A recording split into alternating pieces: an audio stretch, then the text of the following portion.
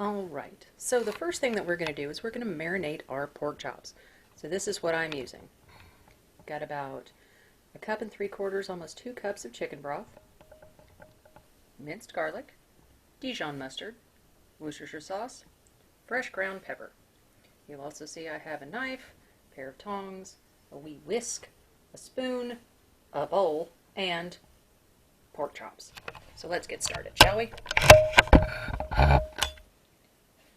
So the first thing that I'm going to do is put on rubber gloves. Why? Because pork.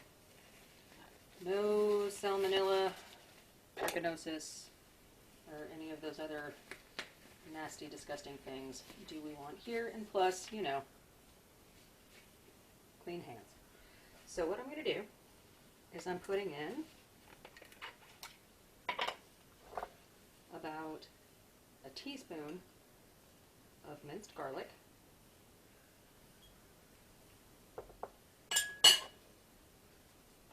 put the cap back on that, Dijon mustard, give it a couple of good squirt, about 4 tablespoons, Worcestershire sauce. Always remember to shake it up first because the stuff settles at the bottom. So we're going to give it a good glug, glug, glug, glug, glug, glug, glug, glug, glug. It's probably about 4 teaspoons to a couple of tablespoons. And our freshly ground black pepper.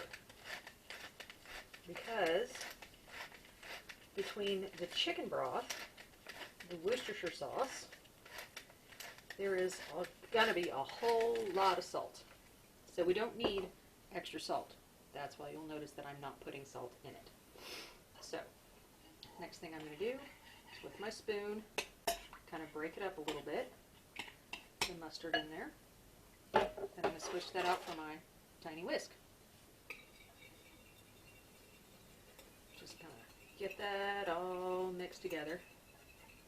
And then, what I'm going to do, because chicken broth does have a tendency to separate sometimes, just give it a little bit of a zhuzh. And make sure that your chicken broth is at room temperature. You don't want to put hot chicken broth in there because you don't want the pork to cook in the marinade. So give that a good whisk. Just to get everything together. Let all those little flavors come together and be happy. Yay, happy flavors, right? We love a good happy flavor.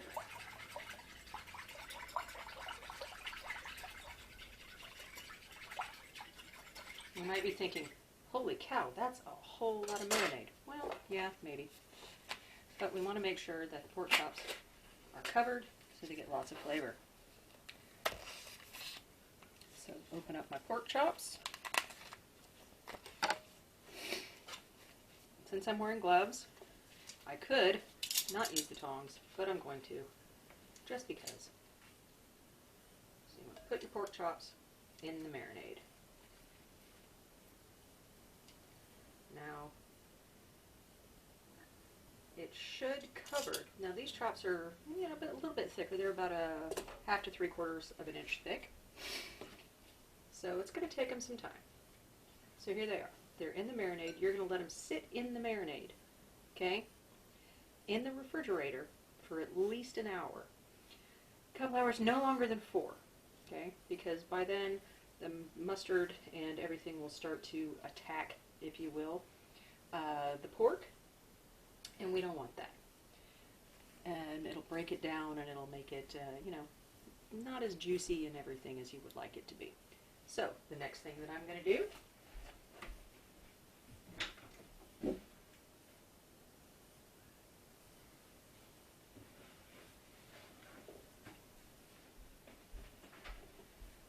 is cover it in cling film. This is always a battle getting it off the roll. Everybody knows it. So, cover your pork chops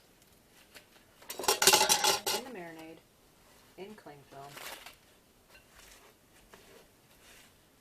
And leave them in there in the refrigerator. Like I said, at least an hour, just to really give the pork chops a chance to really absorb that flavor. So I'm going to put these in the refrigerator, and I'll be back when it's time to flip them over in the marinade, and I'll see you then. Okay, the pork chops have been in the refrigerator marinating for about an hour, so I am going to flip them over in the bowl. Just want to make sure that both sides get nice and marinated. So flip them over, give them a little bit of a zhuzh, just to get some of the stuff that might have settled on the bottom.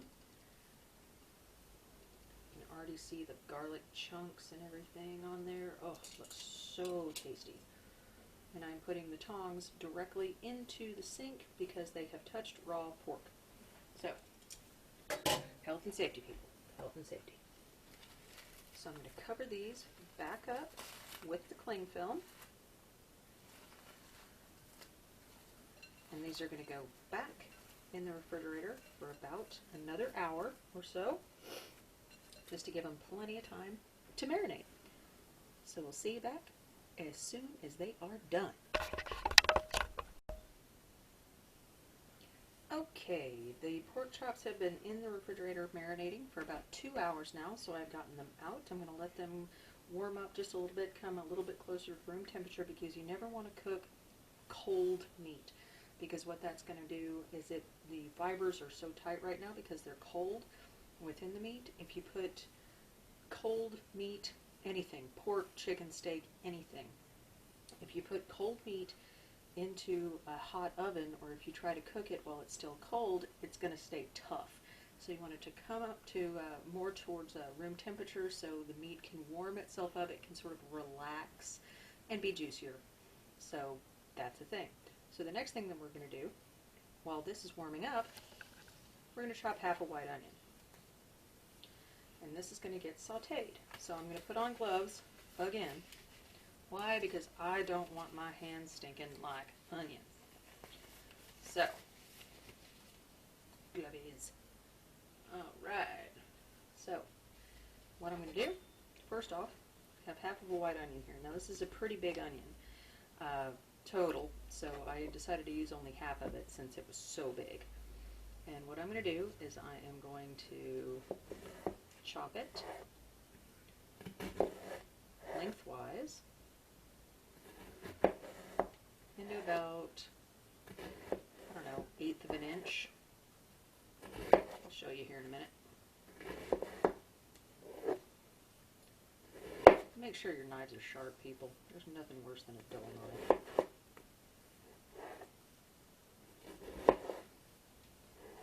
And then once it's cut that way, turn it 90 degrees, and I'm going to chop it right down the middle. So that way you don't have big, huge pieces of onions running around. So basically, what you can see is this is about the thickness of it. So, pretty thin. And what I'm going to do now is I am going to heat up the skillet so I can saute the onions.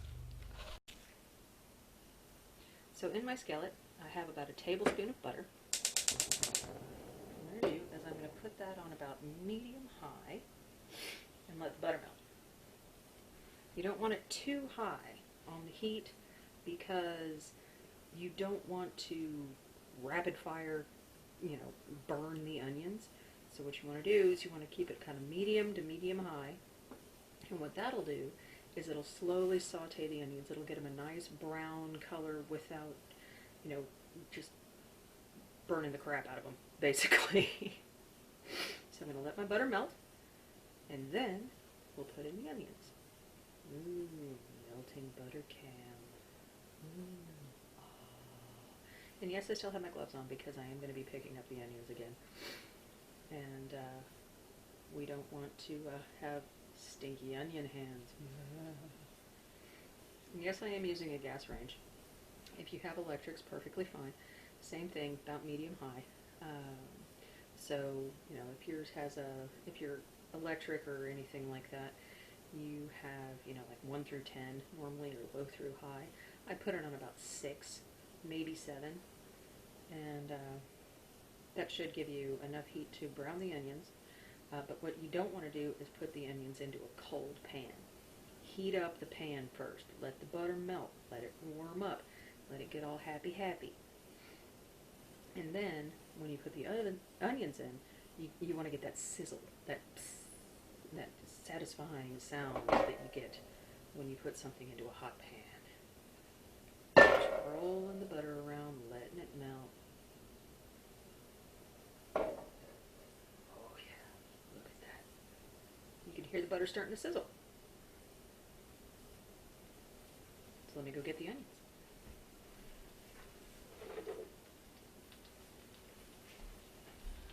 All right. You can hear that wonderful sizzle sound. That's an ASMR for you, isn't it? So now that the onions are in, I'm going to take off my gloves. And yes, I have washed my hands. Impeccably clean hands. So what you don't want to do is move the onions around too much. Let them brown. Let them cook a little bit. Let them get in that butter. Let them, you know, feel the happiness, feel the love. And you'll see that they're separating. I'm just going to pull one off the top here. They're separating themselves into their little individual sections. And they'll do that, obviously, because they're not stuck together anymore by the root of the onion.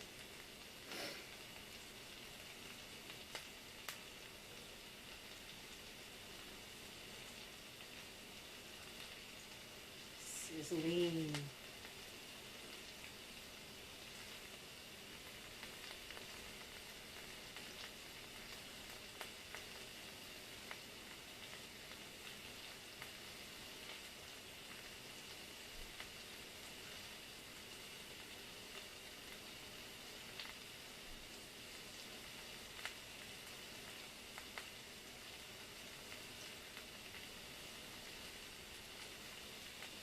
More pieces in here that I can sort of break up into little pieces.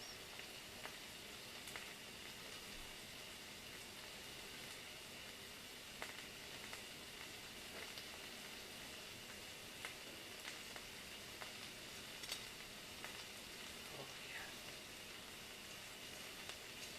That sounds amazing already. Oh, I wish you had smell-o-vision.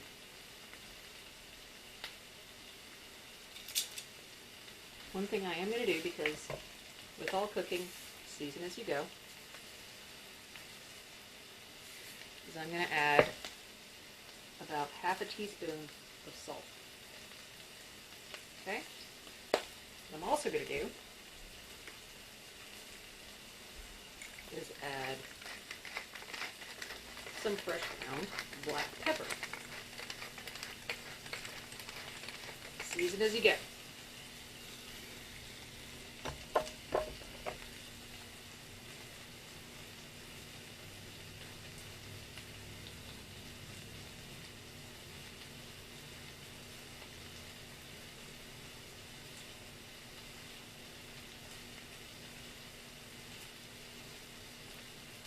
Now what salt does is salt releases the juices in the vegetables. Same thing with mushrooms, same thing with most vegetables, is it salt reacts with the food itself, and it'll break down the juices within the vegetable, and it'll create more moisture, so it'll help it to saute quicker.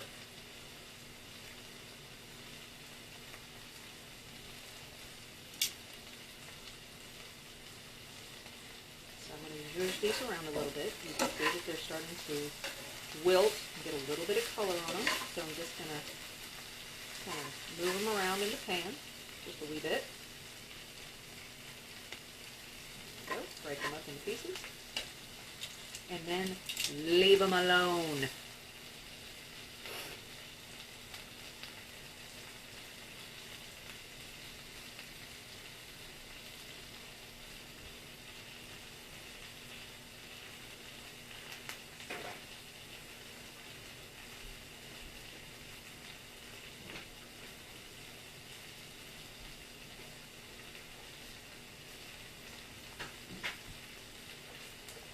in the meantime, while those are browning up, what I'm going to do is I'm going to take a 9 by 13 glass dish, okay?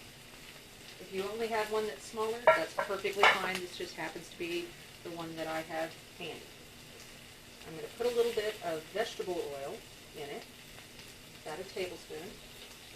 And then after you put a tablespoon of oil in your dish, rub it around with a paper towel. You can also use nonstick spray if you have it. I don't happen to have any, so I'm using vegetable oil. You can also use butter.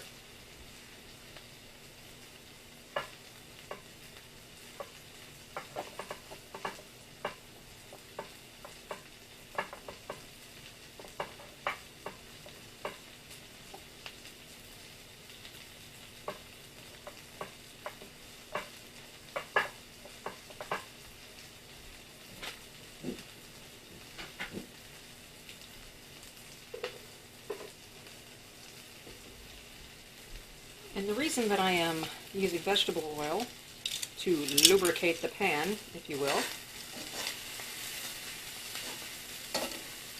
is so it doesn't stick, because we're going to be putting rice and mushroom sauce and whatnot in the pan, and we don't want it to stick and make it, ultimately harder to clean. So you see those onions are starting to get some really nice color on them.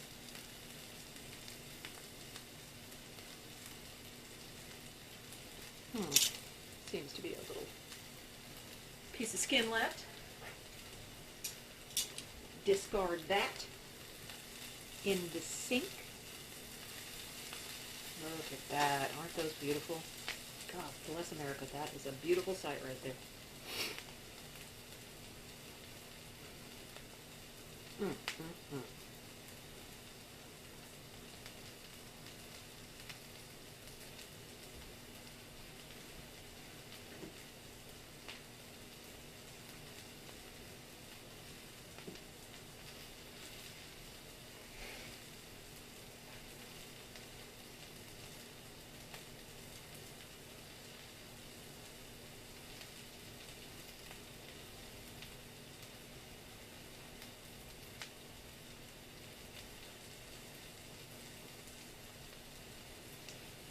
And while we're doing this, I am going to preheat my oven.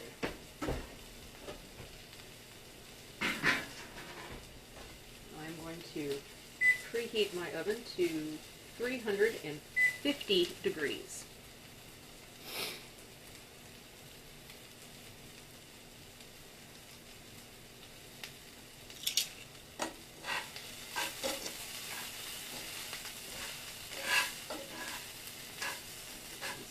Are looking amazing.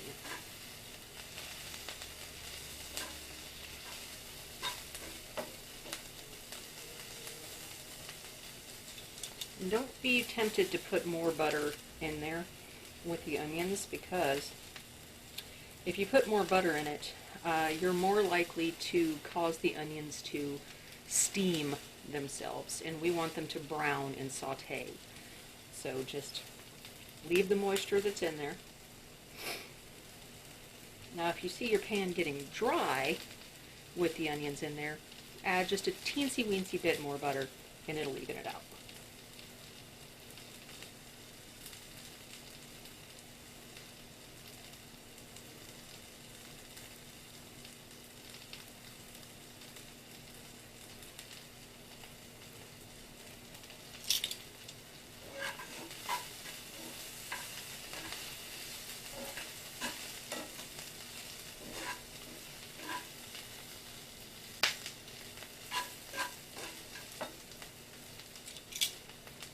And I'm just going to leave them alone for a minute.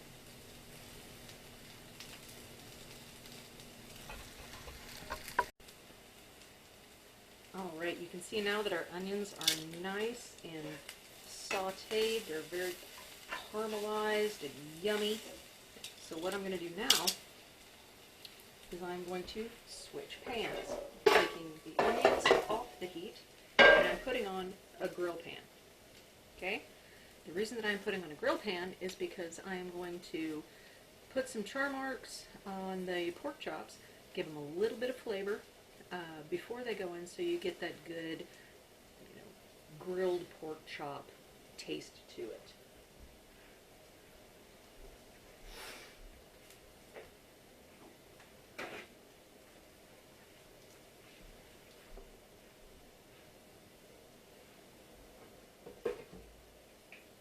What I'm also doing is I'm putting a little bit more vegetable oil on a paper towel, and I'm going to wipe my grill pan with it to do my best to keep the pork chops from sticking. Gives them a little bit of moisture. We'll let that pan heat up, because you do not want to put meat into a cold pan, otherwise it's just going to turn gray. And nobody likes gray meat. Brown food tastes good.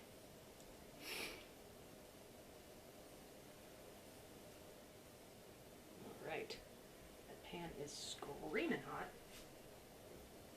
so I'm going to bring over my pork chops that have been in the marinade, and I'm going to put them on the grill pan. And that's what you want to hear.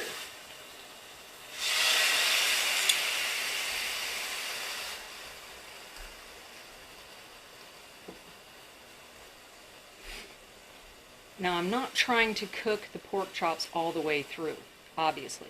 What I want to do is just give them a little bit of color on the outside, throw some grill marks on them, just to give that extra layer of flavor. So we'll give it just a couple of minutes. Give them time just to get GBD, golden brown and delicious.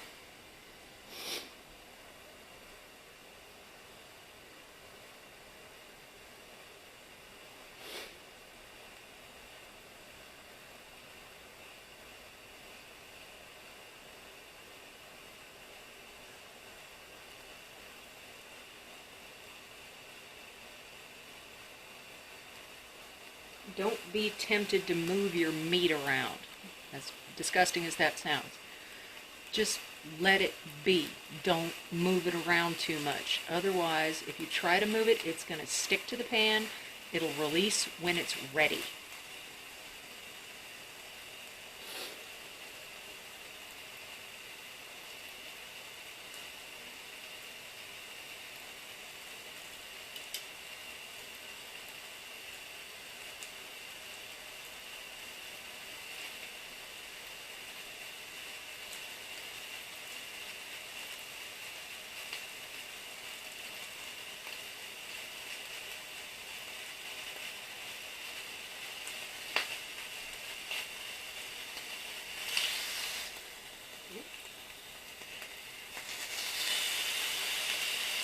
See? Want a little more color on those.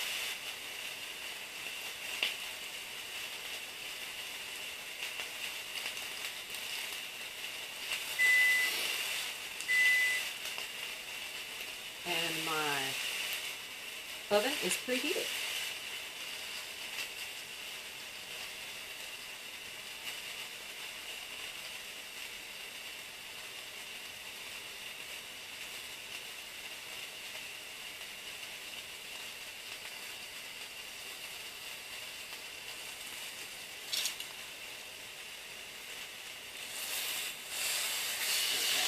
Looking good.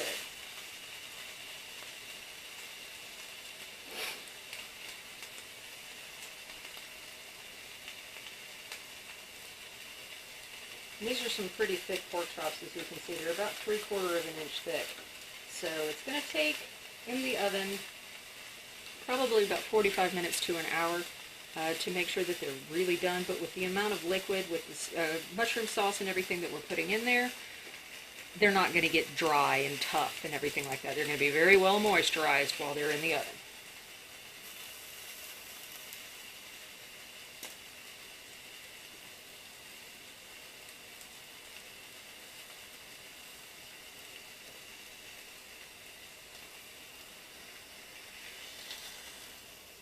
Nice.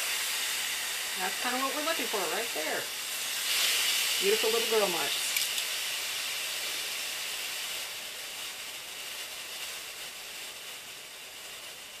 So while they're finishing up, I'm opening a can of cream of mushroom soup. Okay?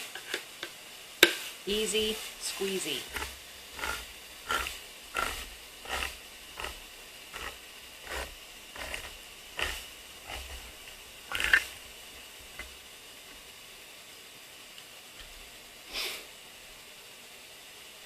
And because this pan is screaming hot, what I can do now, turn off the burner. Why? Because I'm using cast iron here. If you don't have cast iron, it pretty much works the same with any other kind of pan. The pan is going to retain enough heat to finish browning or grill marking the other side of the pork chop without it being overdone. Alright, now what I'm doing is I'm adding the can of cream of mushroom soup to the marinade. Okay?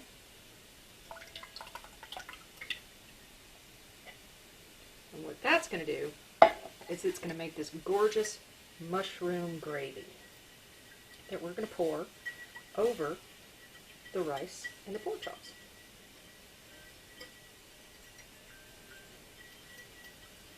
So just going to stir that in together. And this is just a standard 15-ounce can.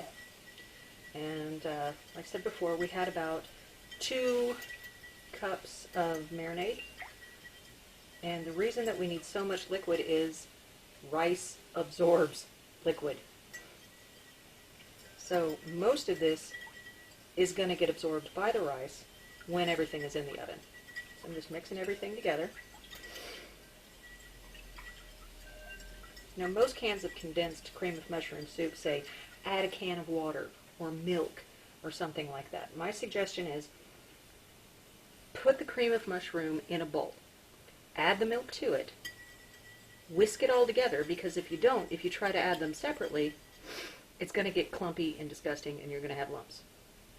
So mix the two together beforehand, and that way you have a nice smooth cream soup for you to pour over everything and you don't have to worry about lumps. Sound good? Sounds good.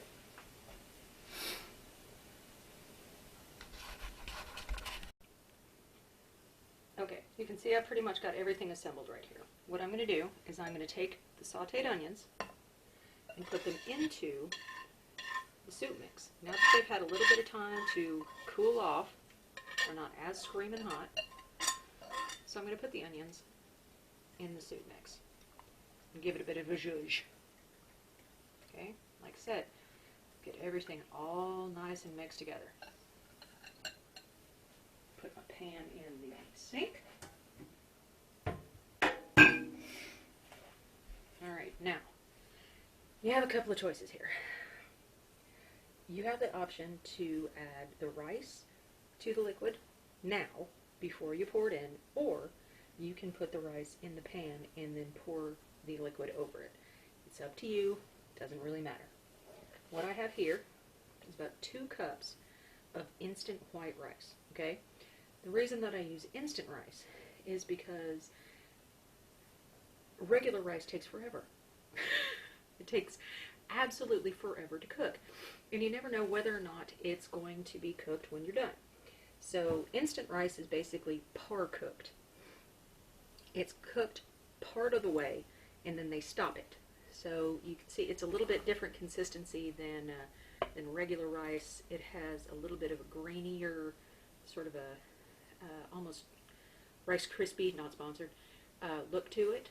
So I prefer to use this rice just so I know for a fact that it's going to be cooked. So what I'm going to do is I'm going to sprinkle the rice on the bottom of my pan.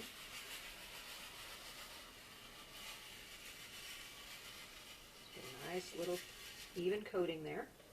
And then very gently, and try not to make a mess of yourself, I'm going to pour the soup mix all over it. Okay? So that's our mushrooms, That's our marinade. That's our onions. Put this in the sink. And then just give it a bit of a zhuzh. If there's any spots of rice that didn't get any liquid, put them in there. Just mix it around. And you can see it's really liquidy, but that's good. Okay? What that's going to do is the rice is going to absorb the excess liquid, and it's going to give you a really good, creamy consistency without being, you know, soupy, which is nice. So let me get the pork chops.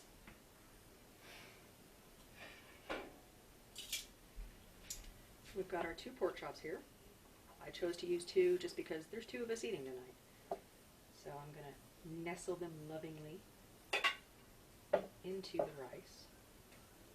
Ooh, ah. Put the pan back on the stove, so give it a chance to cool off before I try to stick it in the oven, or clean it, or you know, whatever you do with pans once you use them. And then what I'm going to do is I'm going to get a spoon and put a little bit of the rice mixture over the pork chop. Why am I doing that? Because I want to keep it moist. Moist, moist, moist. Everybody loves moist. Moist. Love that word. So there we go. So I've gotten a little bit of the rice over the pork chops. Spoon in the sink. We're going to move it into the oven. Okay. Open up our oven.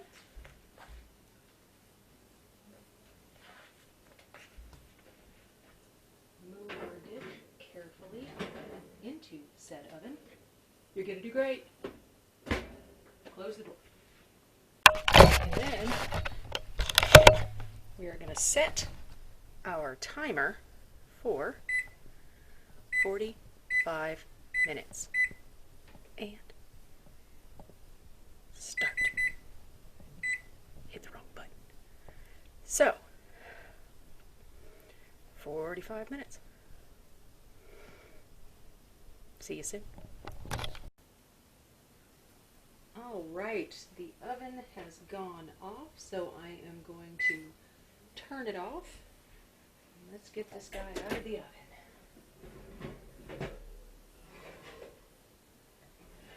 Oh boy. Ah, it's heavy.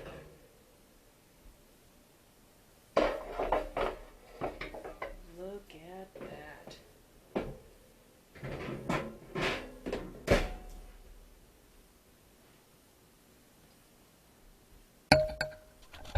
Look at that.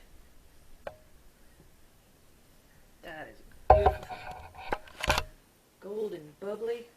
So what I'm going to do is get a fork, and we're going to fluff up that rice a little bit, just like you do with any rice. Get my hot pad here. Fluff, fluff, fluff. Fluff, fluff. If you're making rice, you want to fluff it with a fork because you don't want it to bunch back together again. Look at that. That is a beautiful thing, folks. Fluff it up, fluff it up.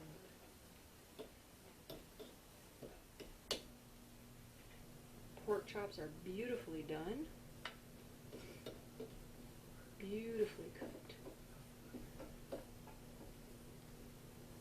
Look at that. Get that on the top of the pork chop so you can see it a little bit better. There you have it. So with a little preparation and a little bit of patience, we have pork chops with rice and mushroom cream sauce. So there you go, folks. Simple, easy, one-pan dinner. Enjoy. Cheers.